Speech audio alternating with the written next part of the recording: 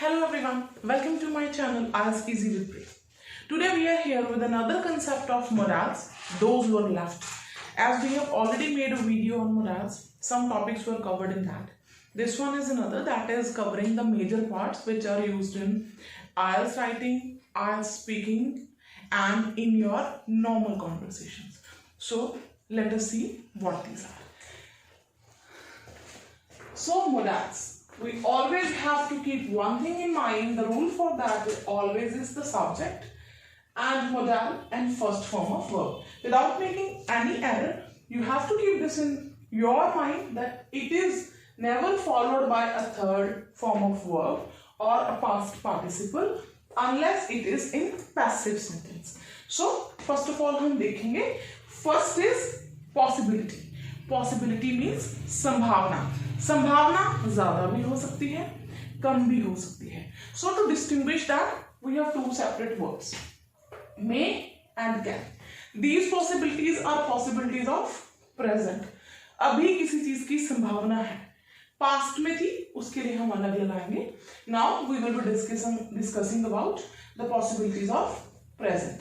अब देखिए, we have two words, two modals, those are may and can.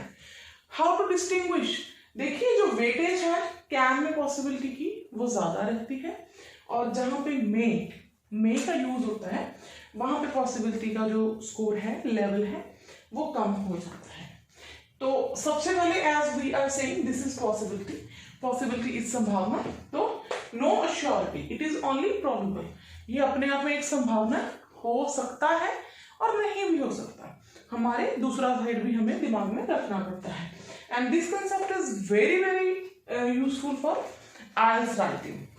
If you master this skill, I'm sure जिन बच्चों का 5.5 रह जाता है, you are gonna excel in that if you master the same and no more 5.5 band. देखते हैं. First sentence we have made, he can clear his test. So फिर से ये चांस है, चांस ज्यादा है पर फेलियर का चांस भी हो सकता है, दैट इज 30%. देखिए, वह परीक्षा पास कर सकता है. अब आप में से बहुत सारे बच्चे जो ट्रांसलेशन मेथड को फॉलो करते हैं, मैंने उनके लिए ये दोनों तरीके से बनाया है. But keep one thing in mind, हम ता है, ते है, ती है प्रेजेंट इंडेफिनिट के कंसेप्ट में करते हैं. इसको आप मिसरीड मत करिएगा. ये वो पास कर सकता है, उसकी पॉसिबिलिटी की बात हो रही है, ये ऐसा हो सकता है. This thing is not done regularly without a break. यहां पे वो ये चीज पास कर सकता है, पॉसिबिलिटी है, तो इसलिए यहां पे हमने क्या लगाया है, can. He can clear his test. इसी का नेगेटिव सेंटेंस देखिए, वह परीक्षा पास नहीं कर सकता है, तो he can not clear his test. Number 3, question पूछते हैं हम किसी से, क्या वो परीक्षा पास कर सकता है? Can he clear this test? Can he clear this test? यहां पे किसी चीज की परमिशन नहीं ली जा रही है, ये हम पूछ रहे हैं क्या ये पॉसिबल है? ऑफ कोर्स है. तो double interpretive, when can he pass the test? वह परीक्षा कब पास कर सकता है? तो we have added when with that. One more sentence, I am confident that we can find a solution. मुझे खुद पे भरोसा है, मुझे यकीन है. क्या यकीन है? कि हम कोई रास्ता निकाल सकते हैं. मुझे यकीन है, मैं कॉन्फिडेंट अपने आप पे हूं. पॉसिबिलिटी क्या है कि हम कोई रास्ता निकाल सकते हैं. तो we will be writing this way. But in IELTS writing और इन स्पीकिंग, ये जो मोडाल्स हैं ये यूजुअली हम पैसिव फॉर्म में यूज करते हैं, या जब भी आपको बोला जाता है पैराफ्रेजिंग करनी है तो हम पैसिव सेंटेंस बनाते हैं. मैं साथ ही में इसका पैसिव का कंसेप्ट भी आपको क्लियर कर रही हूँ. Passive sentences you have to keep one thing in mind, कब यूज करने हैं, जहां पे डूअर. पैसिव का मतलब क्या है? Laziness, sleepy. पैसिव का मतलब ये है जहां पे डूअर पीछे चला गया, डूअर पैसिव हो गया, डूअर की कोई इंपॉर्टेंस नहीं है, हमने सिर्फ एक्शन को इंपॉर्टेंस देनी है, वहां पे हम पैसिव सेंटेंसेस का यूज करेंगे. देखिए, for an example, you can store these boxes flat. This one is active. यहाँ पे कौन आगे है? doer. doer बड़े आराम से आगे बैठा है. इसी को हमने पैसिव बनाना है, तो first of all have a look at the form of verb. ये है एक्शन. कौन सा है? स्टोर करना है किसी चीज को. किसे करना है? This is the object. These boxes, can का कैन रह गया, बी ऐड करेंगे to make it a passive sentence. Then definitely past participle और third form of verb. These can be stored flat by you. The most important sentence used in answer writing while giving some suggestions. जब भी आप suggestions का ऐसे लिखते हैं, वहां पे हम क्या लिखते हैं कि ये ठीक हो सकता है. Can we give guarantee by giving a solution to someone? No. हम हमेशा एक possibility की बात करते हैं कि ऐसा करके ऐसा हो सकता है ना भी हो. तो हम हमेशा can का यूज करते हैं. Crime can be curbed by government. Curbed का मतलब यहाँ पे होता है कंट्रोल. इसको हम रोक सकते हैं, इसको हम खत्म कर सकते हैं. सो नेक्स्ट हमारा मजाल है मे. मे के 30% पॉसिबिलिटी, मतलब कम पॉसिबिलिटी है. तो देखिए सेंटेंस जैसे है, आज वर्षा हो सकती है. चांसेस है कम है, प्रोबेबिलिटी है. इट में रेन टुडे. क्या पता उसे तुम्हारी अनुपस्थिति का ना पता हो. ये उम्मीद है उसे ना पता हो. He may be, यहाँ पे be is not helping verb. Be is main verb, first form of verb, that means होना. He may be unaware of your absence. क्या पता उसे तुम्हारी अनुपस्थिति का ना पता हो. Next is he may not come. शायद वो ना आए. तो यहाँ पे चांस है. आगे बढ़ते हैं. with the modal could. ये किस लिए यूज होता है? It is use to say something is possible. ये भी प्रेजेंट के लिए बहुत सारी सिचुएशंस में यूज होता है. देखिए सबसे पहला sentence, most accidents in the home could be prevented. तो इसका मतलब पास नहीं है, इससे बचा जा सकता है.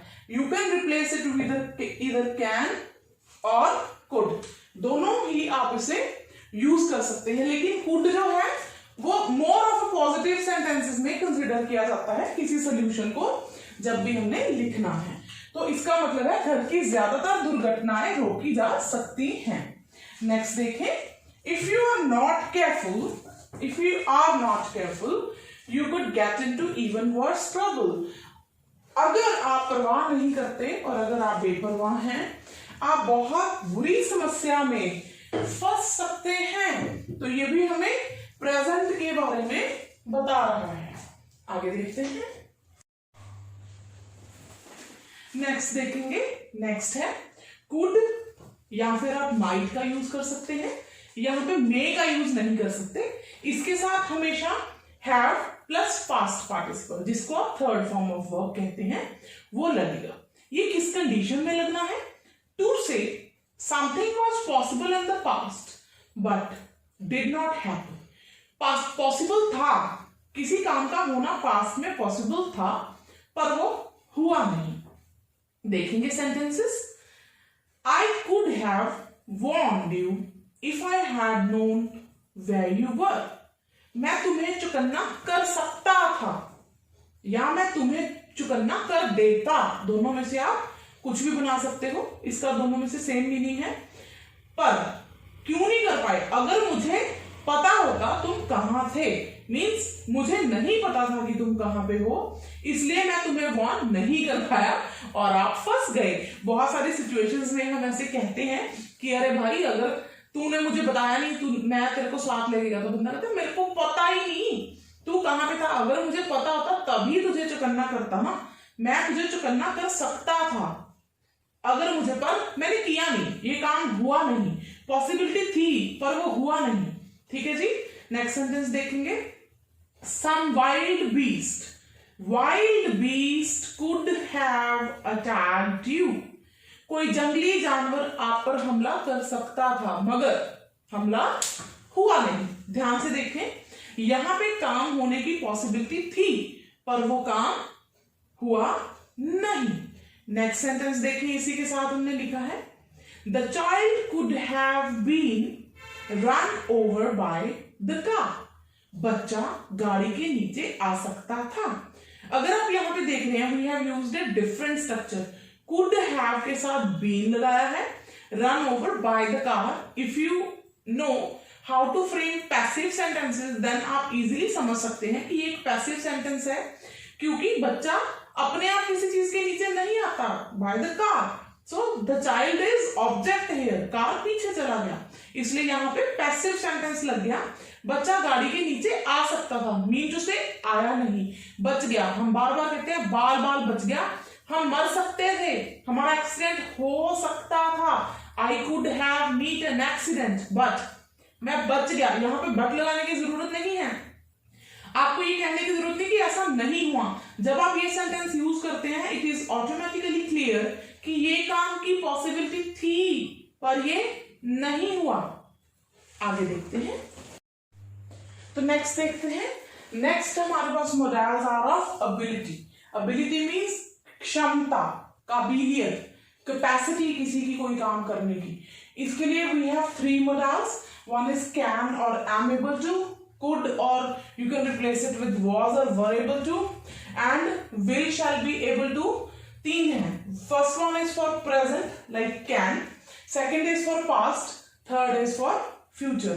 You will have a look at the sentences and it will be very clear to you. I can speak fluent English. ये अभी present की बात हो रही है. ये मेरे अंदर ability है, मेरी ये capacity है that I can speak fluent English. अब बहुत सारे बच्चे कहते हैं I cannot speak fluent English. ये मेरी present में ability नहीं है. और आप इसको switch कर सकते हैं. I am able to speak fluent English. मेरे अंदर इतनी capacity है. जब भी आप लोगों को बार बार paraphrasing की बात होती है, तो आप इसको इस तरीके से भी paraphrase कर सकते हैं. Next देखिए. This is for past. अब जो एबिलिटी मेरी पास्ट में थी या नहीं थी, उसके लिए हम इसको यूज करेंगे कुड को. I could run fast. तो देखिए कि पहले इन माई चाइल्डहुड में बड़ी ही तेज दौड़ सकती थी. ये मेरे पास्ट की एबिलिटी थी. इसका मतलब अभी मैं ये नहीं कर सकती हूँ.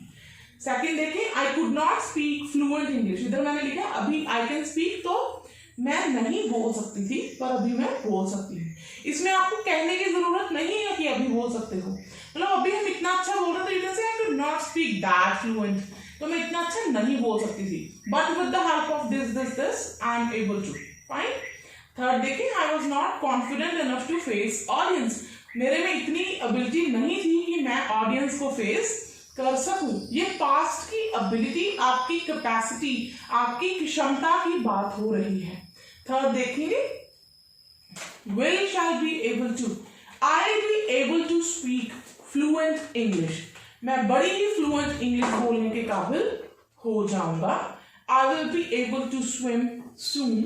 मैं जल्दी ही स्विमिंग करने के काबिल हो जाऊंगा. मतलब मैं अपने अंदर ये कैपेसिटी डेवलप कर लूंगा.